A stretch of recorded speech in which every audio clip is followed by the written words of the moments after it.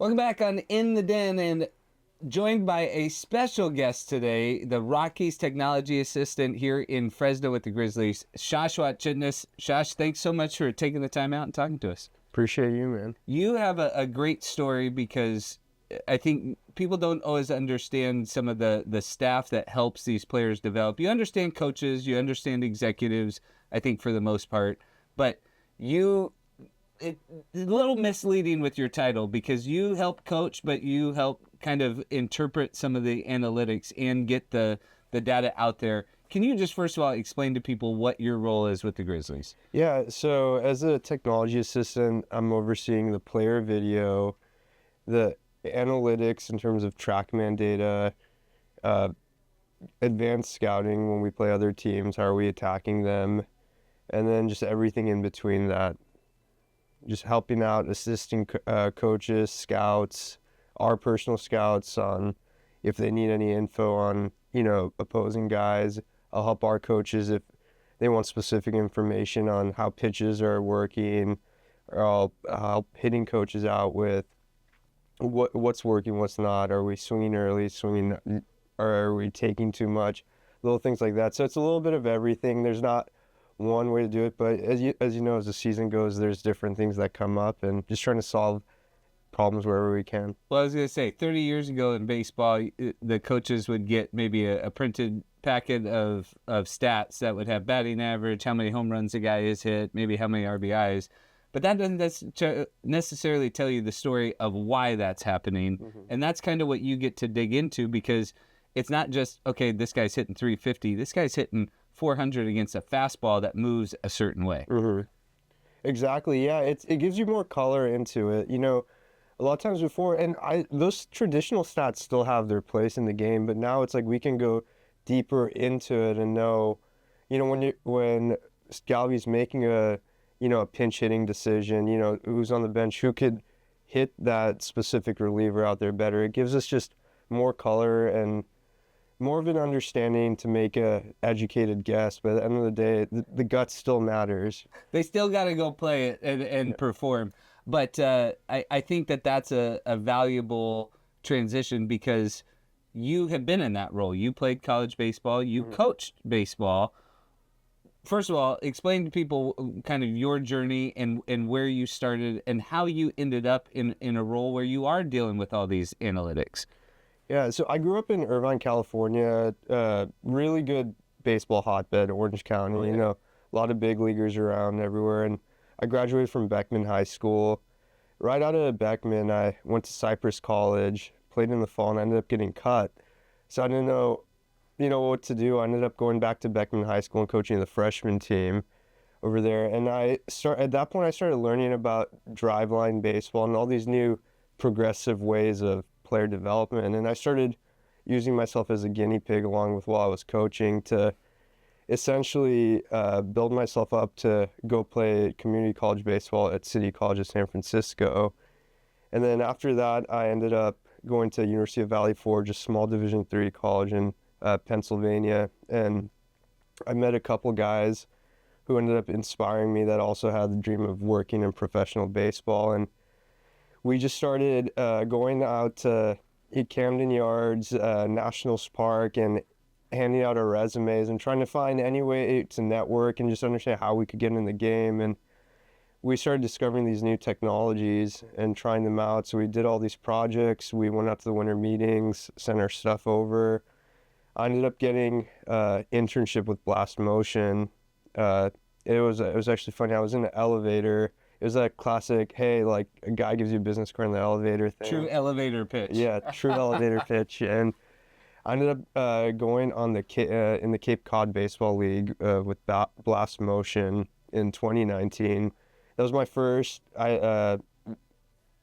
dive into the transition between college and professional, because you had some of the best college athletes there, and learning how the tech influenced that. So I worked with bat sensor technology. Nice. And what we did was we gathered data and pretty much sold that to the major league organizations for the upcoming MLB draft.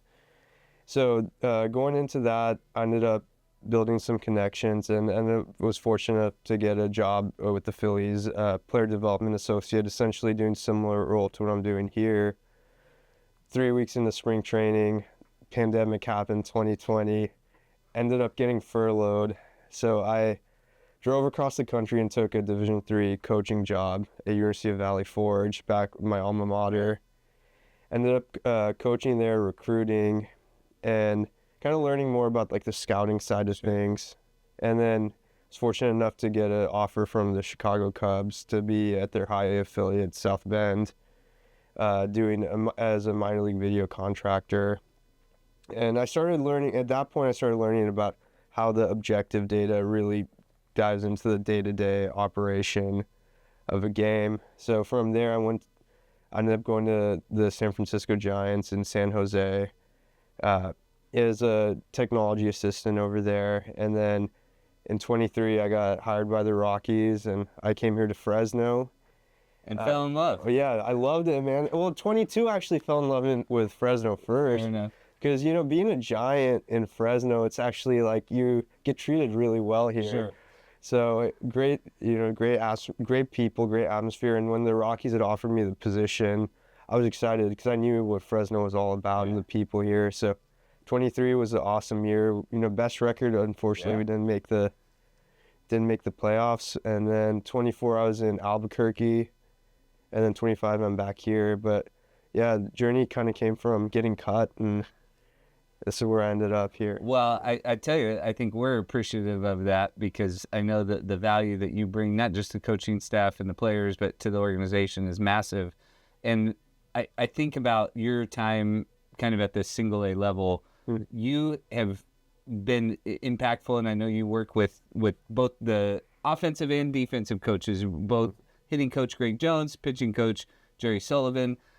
But you were a pitcher, and so does part of your heart, does part of that come out in terms of does it get your blood flowing when you're working on certain pitches or with guys on certain mechanics, where you can kind of help translate some of that data for them? Yeah, no, definitely. Pitching is definitely what I feel like is my stronger suit. I do enjoy it, man. I mean, it feels like I'm still there with those guys, because it's like the same conversations, as you've played college baseball. Just being in the bullpen, just talking about different grips, trying different things out. It's the same thing, except now I'm wearing a polo and, some slacks. But yeah, it does. It really gets me excited. I love pitch design. I love trying to solve problems with pitchers and kind of finding the lowest hanging fruit to get them to the next level. Yeah, can you give a little taste of that when you talk about pitch design? I think that's one of the things I find so fascinating is a guy might have had success with the pitch maybe in college or independent ball, and then he comes to the professional baseball and, okay, that pitch is getting hit a lot more than it was. Mm-hmm. What is kind of the process in identifying why that pitch is getting hit to how they're able to make adjustments on the mound? Yeah, so it basically, like, say, we identify, hey, this guy's, pitch is getting knocked really easily. One thing we'll look at is first location. Where is he throwing the pitch, right? So we see what location he's throwing it. Now, I can say, hey, you should throw it here, but then we look at mechanically, can he physically make it to that? Then after that, we'll take the objective data and see how is the ball moving. So then we'll look at things like maybe catcher target. What's he looking at? Where is he starting the ball? Then we'll look at edgertronic video, which is high speed, slow motion video. So we could really see the grip off the ball, like really slow motion video, see how the ball's coming off. So we're taking all that. At that point, we start saying, okay, these are possible solutions for the guy. Maybe it's a pitch grip change. Maybe it's a mechanical change. Maybe he should be throwing a whole different pitch overall. And then essentially talking with our pitching coach and pitching coordinators on deciding on what the best possible way of action is to getting the pitch better, essentially. And I think that's such an important thing, because and my job, right, is to talk about it, and yet sometimes we can get into the weeds on the numbers or why, but there's kind of a heart to it in terms of being able to communicate to the players, okay, this pitch isn't working, and we have the numbers to back it up. but here's what the practical change is, right? Yeah.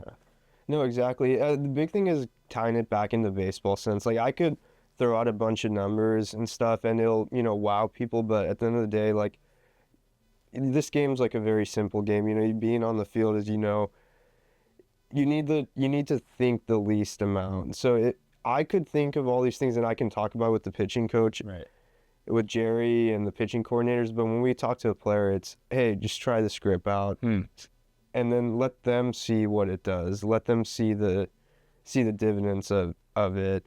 So basically, it is a big thing is simplifying the information as much as we can into baseball talk. Yeah. That's a big thing. And I think that's fun. And I think, to give people maybe an example, Tyler Hampu on Independence Day locked down his 4th save. Yeah. He's given up 2 runs since April. Yeah. And I know that he made a change kind of with his sinker.